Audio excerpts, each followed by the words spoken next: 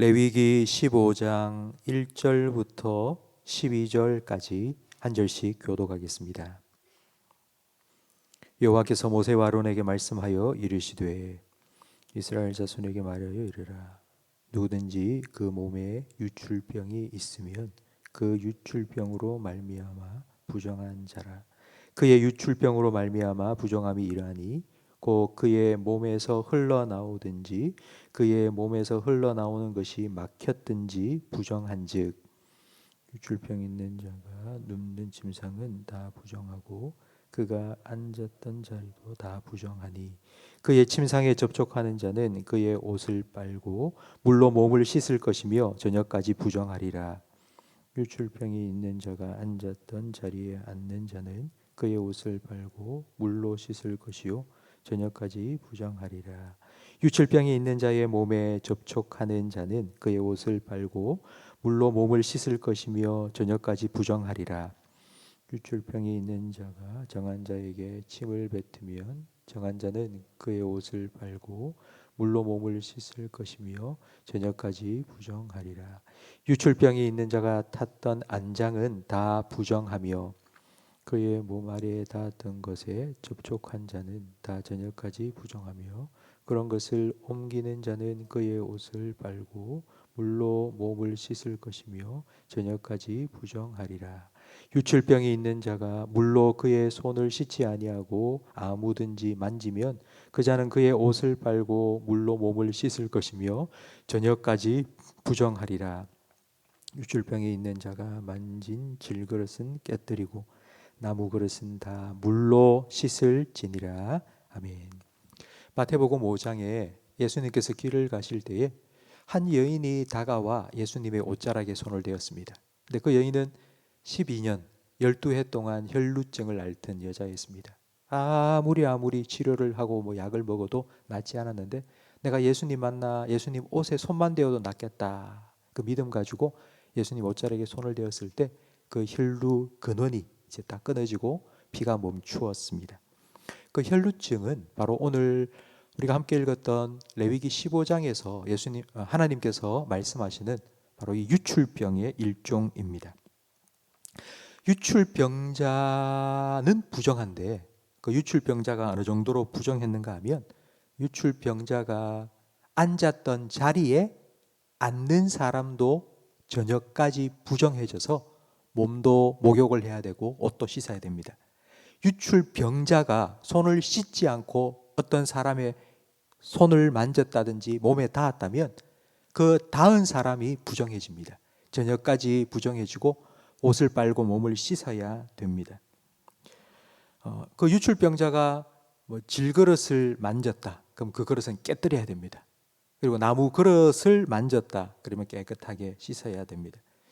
우리가 앞서 살펴본 나병의 수준은 조금 못 미치지만 그 정도로 이 유출병도 부정하여서 사람들로부터 격리당했습니다. 그런데 하나님께서는 유출병에 대해서 말씀하시면서 남자와 여자를 구분해서 말씀하십니다.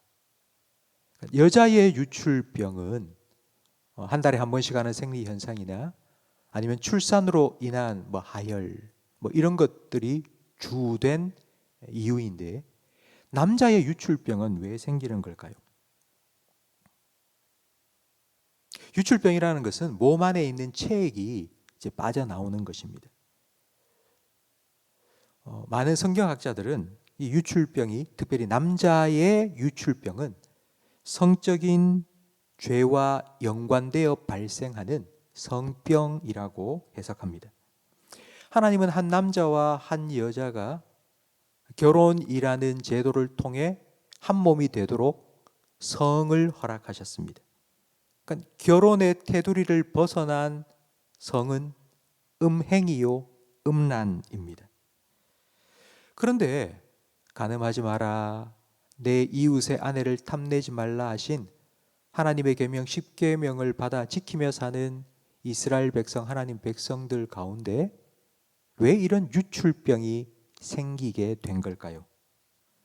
그 이유는 그들 주변에 있는 다른 이방 족속들, 가나안 족속들의 우상 숭배와 함께 음란한 문화가 스며들어왔기 때문입니다. 구약 성경을 읽다 보면 하나님께서 내 백성이 음란하다라는 말씀을 많이 하셨습니다. 내 백성이 음란하다, 그 말은 하나님을 버리고 우상을 섬긴다는 뜻입니다. 그런데 가나안 족속들이 대놓고 우상에게 절해라, 우리 우상을 예배하러 가자라고 말하지 않았습니다. 그들은 먼저 음란한 유혹을 이스라엘 백성에게 했고, 그 음행과 함께 우상 숭배가 이스라엘 가운데 들어온 것입니다. 민수기 24장에 보면 출애굽한 이스라엘 백성이 모압 땅을 지나려고 하니 모압 왕 발락이 두려워했습니다. 그래서 발람이라는 예언자를 돈 주고 사서 발람에게 이스라엘을 저주하도록 했습니다. 근데 하나님께서 그 저주가 통하게 하시겠습니까? 그 저주를 다 막았습니다. 영적인 공격이 아무 소용이 없자, 실패하자 발락은 두 번째 방법을 사용하는데 미인계를 사용했습니다. 모압 여인들을 이스라엘에게 보내서 남자들을 유혹했습니다. 그리고 그들과 음행을 하다가 우리 함께 가자, 그리고는 모압 우상을 섬기는 자리까지 이스라엘 남자들을 데리고 간 것입니다. 발락의 저주를 막으셨던 하나님께서 음란과 우상 숭배에 빠진 이스라엘 백성을 직접 치셔서 그 하루 만에 24,000명이 죽임을 당했습니다. 그때나 지금이나 하나님의 백성의 이 거룩을 깨뜨리는 가장 강력한 원인 중에 하나가 바로 이 성적인 죄입니다. 불과 몇십 년 전보다도 지금 우리가 살아가는 이 시대에 성적인 죄악은 너무나도 관영해 있습니다. 그 이유는 바로 인터넷과 스마트폰, 텔레비전, 이런 대중 매체를 통해서 그런 음란한 문화가 우리 안방까지 들어왔기 때문입니다.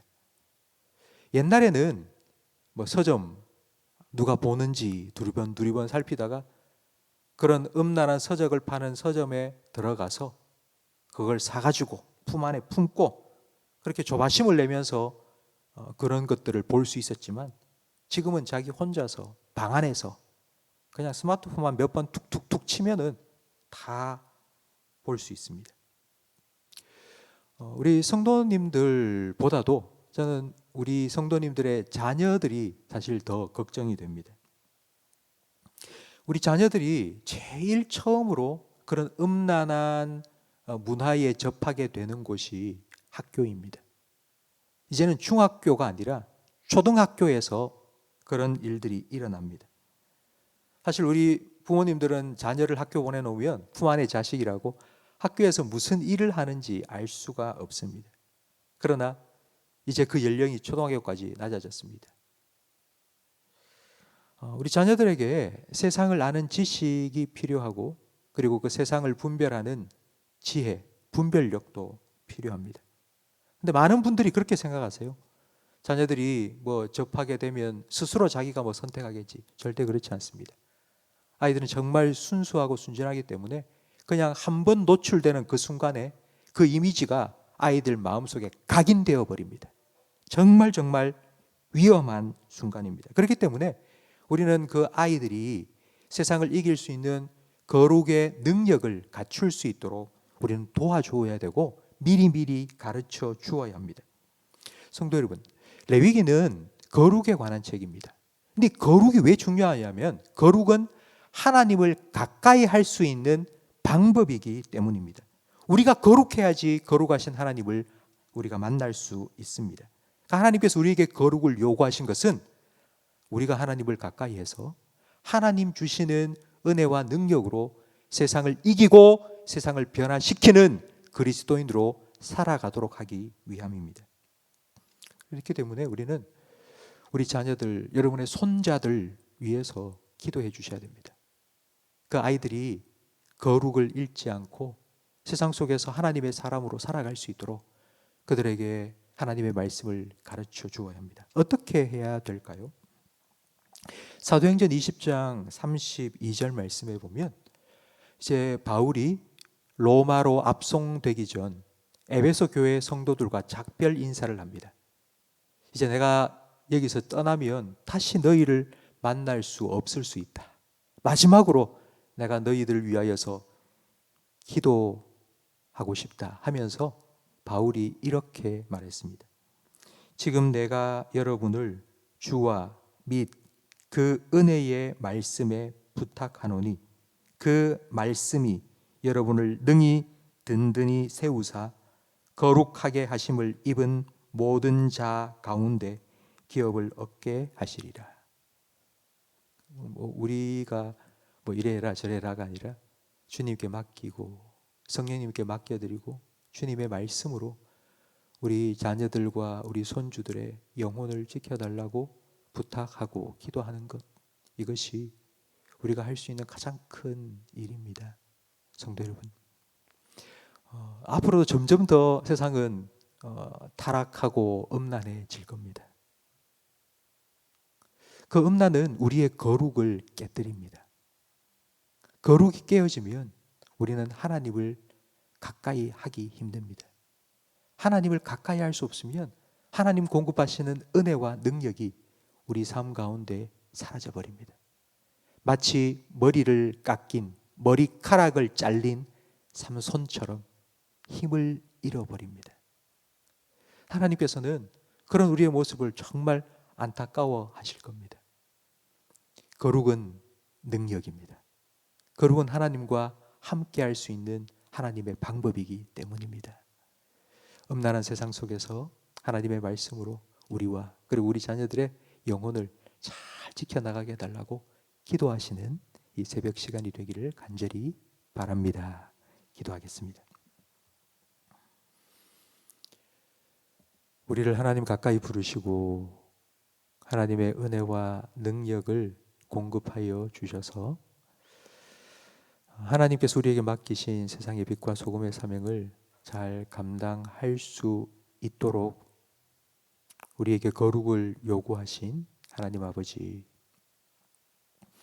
더 음란해져가는 이 세상 속을 살아가는 우리를 그리고 우리의 자녀들을 주님께 부탁드리고 주님의 말씀에 부탁드리오니 성령님, 우리 성도들과 우리 성도들의 자녀의 심령 속에 찾아가시고 그들의 마음을 하나님의 말씀으로 무장시켜 주시옵소서. 우리의 눈으로 보고 귀로 듣는 것들이 우리의 영혼 속에 흘러들어와 우리의 마음을 오염시킬 수 있다는 것을 저희들이 분명히 깨닫게 하시고 듣는 것을 조심하고 보는 것을 조심하고 혹시라도 우리 마음속에 알게 모르게 스며들어온 그런 죄악들이 있다면 다시 하나님께 내어놓고 예수님의 십자가 보혈로 정결하게 씻음받고 또 하나님의 말씀으로 가득 채울 수 있도록 하나님 가까이 우리 성도들을 인도하여 주시옵소서. 오늘 하루도 우리가 또 세상 속에 나아가 살아가야 합니다. 하나님 간절히 바라오니 특별히 우리 자녀들을 주님 지켜 주시옵소서. 새벽 이슬과 같은 거룩한 하나님의 자녀들로 자라갈 수 있도록 하나님의 손에 꼭 붙들린 바 되어서 그렇게 하나님의 뜻을 온전히 분별하고 이루어 나가는 그런 귀한 삶을 살아갈 수 있도록 주님께서 그들의 목자가 되시고 인도자가 되시고 보호자가 되어 주시옵소서. 예수님 이름으로 기도합니다. 아멘.